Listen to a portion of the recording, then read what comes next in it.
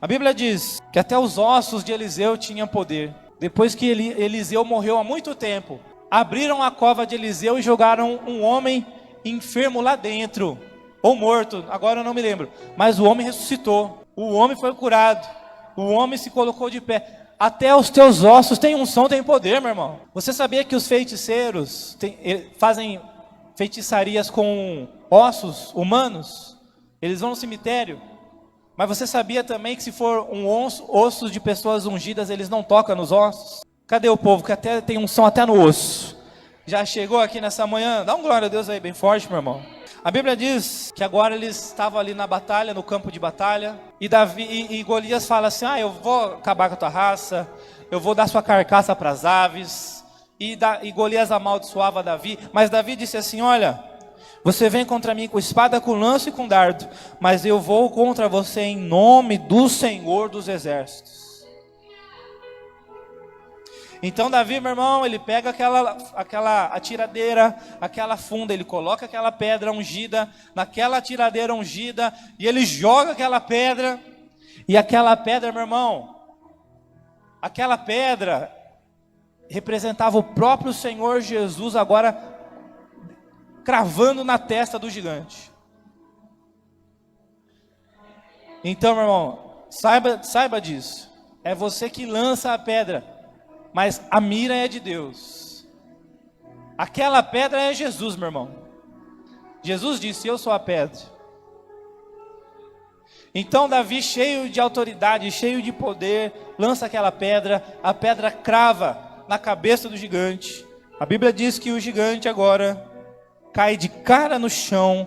Davi põe os pés sobre o gigante, pega a espada do Golias e corta a cabeça do próprio Golias, meu irmão. E dessa maneira, Davi, ele conquista a vitória para Israel.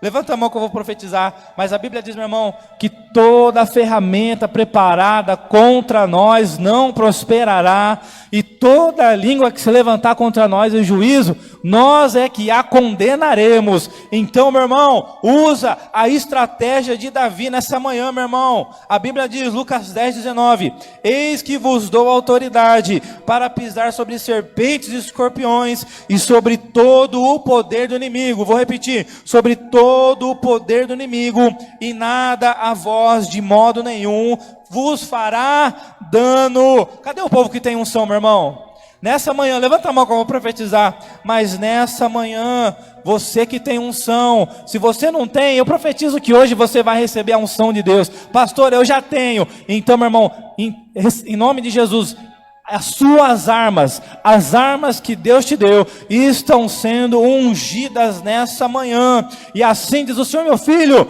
você não vai precisar usar a arma de ninguém. Use as armas que eu te dei para derrubar esse gigante. Assim diz o Senhor.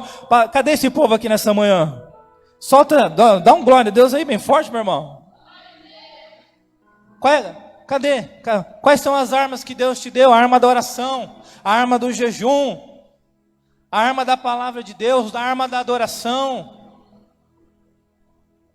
Você tem autoridade, aquilo que sai da tua boca é palavra profética, meu irmão. Cadê os profetas de Deus aqui neste lugar? Então use as armas que Deus te deu. Pastor, o gigante se levantou. E o gigante não tem só 2,90 m não, tem logo uns 10 metros, 15 metros. Não importa, meu irmão, use as armas que Deus te deu. Lance uma palavra profética contra aquele gigante. Invoque o nome do Senhor Jesus, o Senhor dos Exércitos, meu irmão. E o Todo-Poderoso vai abater esse gigante em nome de Jesus. Os filisteus fugiram. Na hora que eles viram aquela cena, ninguém acreditou, meu irmão. Então os filisteus fugiram, muitos foram perseguidos e mortos. Israel venceu. Então quando você vence o gigante, todos ao teu redor vencem junto com você. Davi não venceu sozinho não. E outra coisa, Davi, meu irmão, ele foi esperto.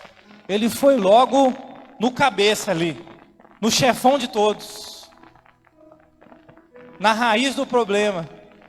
Então aprenda com Davi nessa manhã, use a estratégia de Davi. Se você for guerrear, guerreie contra a raiz do problema, guerreie contra o cabeça da legião. Se você, a Bíblia diz, ferirei o pastor e as ovelhas vão se dispersar. Quando você derruba o chefe, o cabeça, meu irmão, o restante da legião começa a bater em retirada. Então, lembre-se disso, meu irmão. A vitória de Davi foi uma vitória estratégica e uma vitória coletiva. Então, aprenda isso.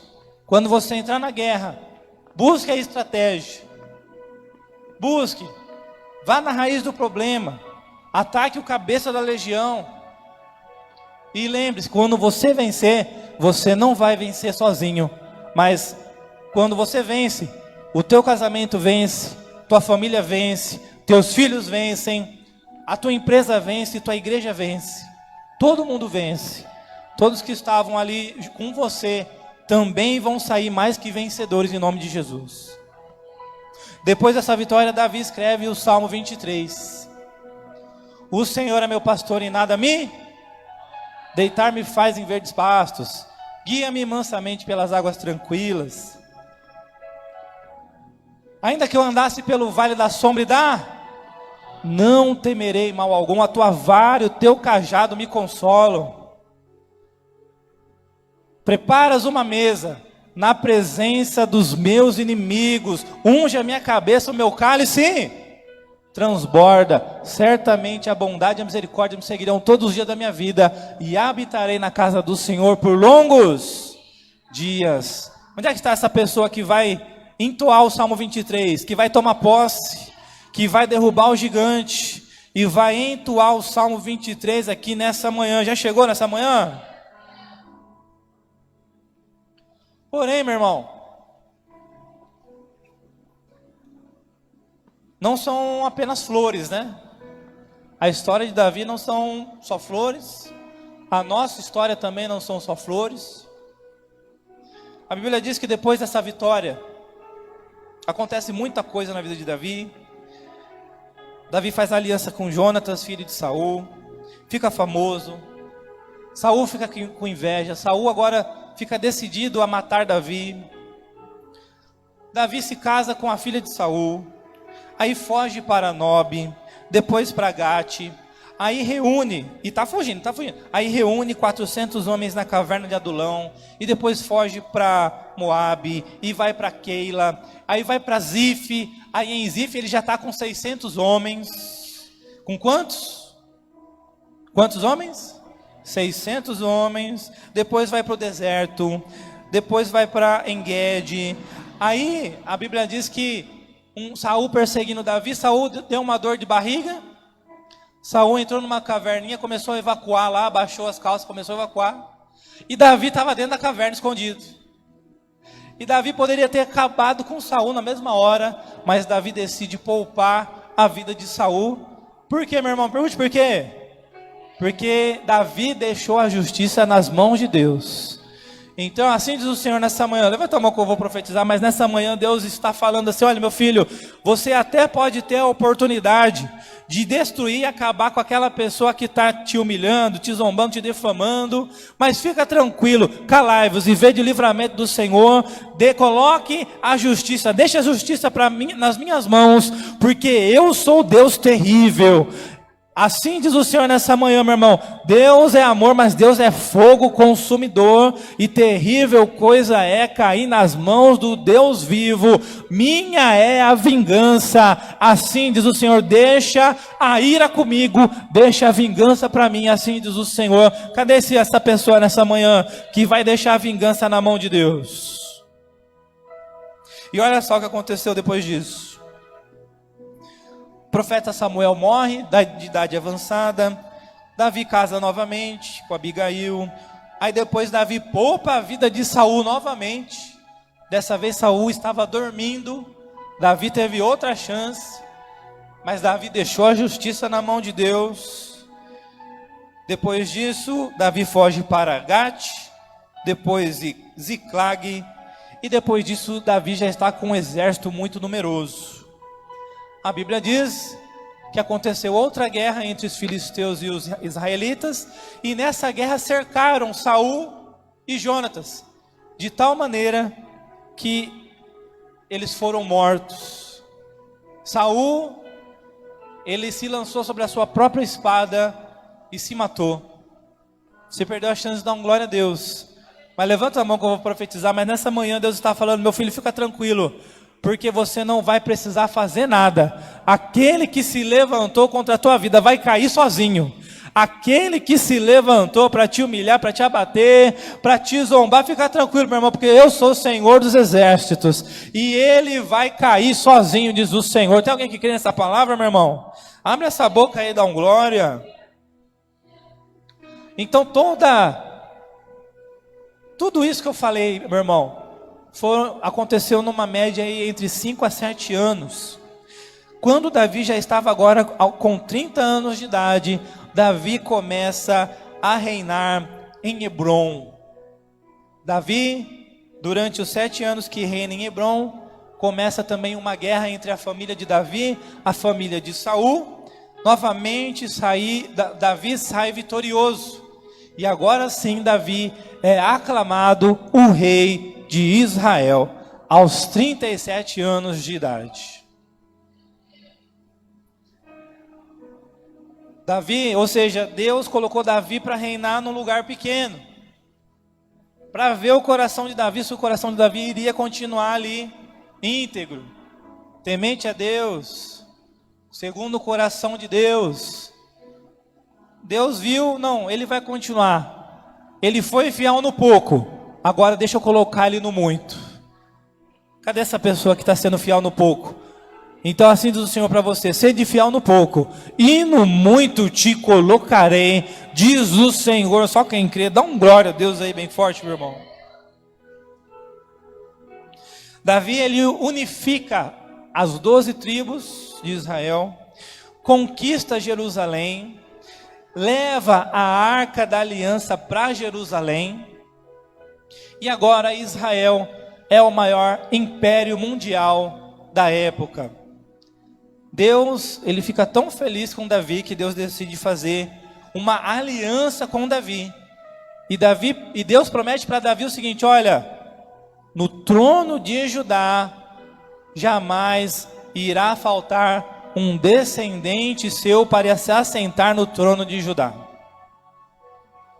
Ou seja, meu irmão, quando estamos no caminho da obediência, da fidelidade, Deus, ele não faz só aliança conosco, não. Ele também faz aliança com a nossa geração e com a nossa descendência. Não é aí depois disso, meu irmão, não é só você que é de Deus, não. Tua casa é de Deus, teu casamento, tua família, tua geração, teus filhos, netos, bisnetos.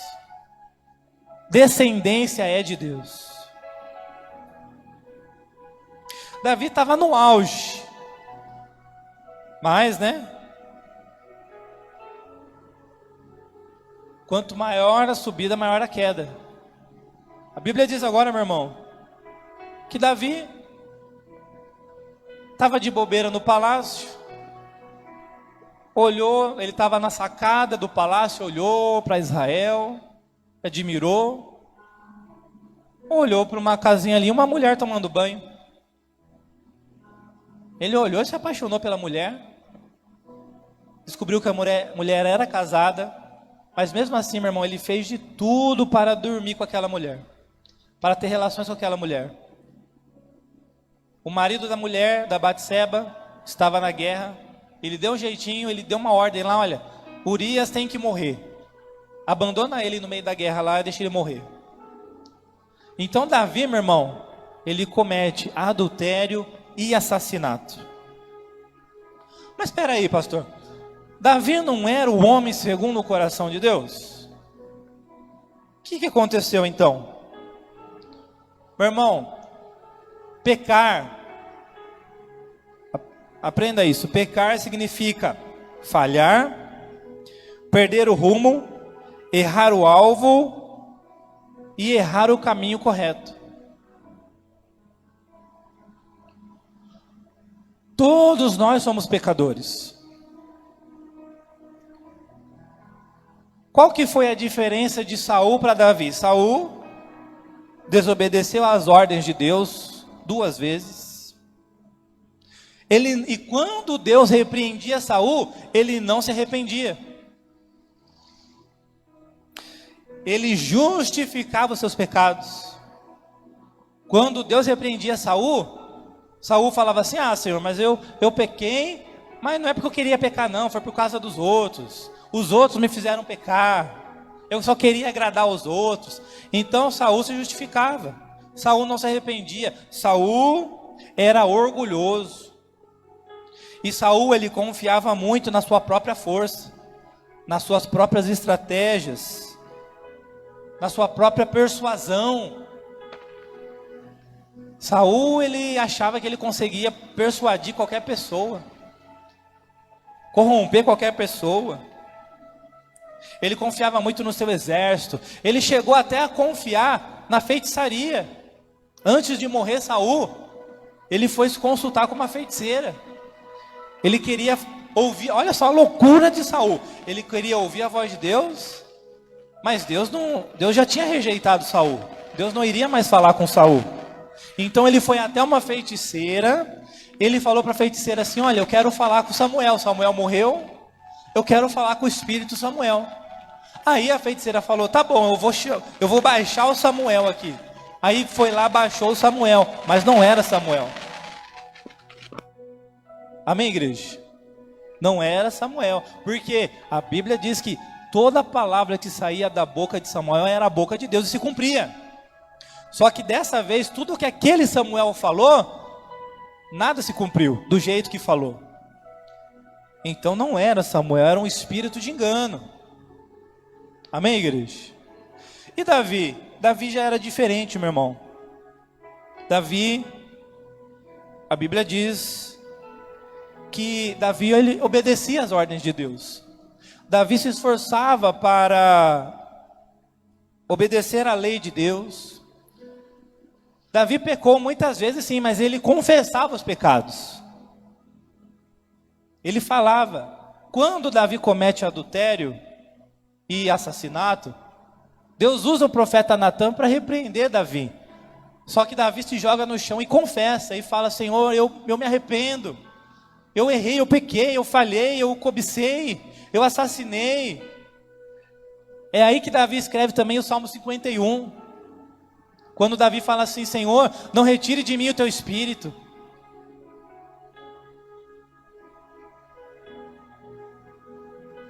Então Davi, meu irmão, ele confessava, ele se humilhava, ele era humilde e totalmente dependente de Deus.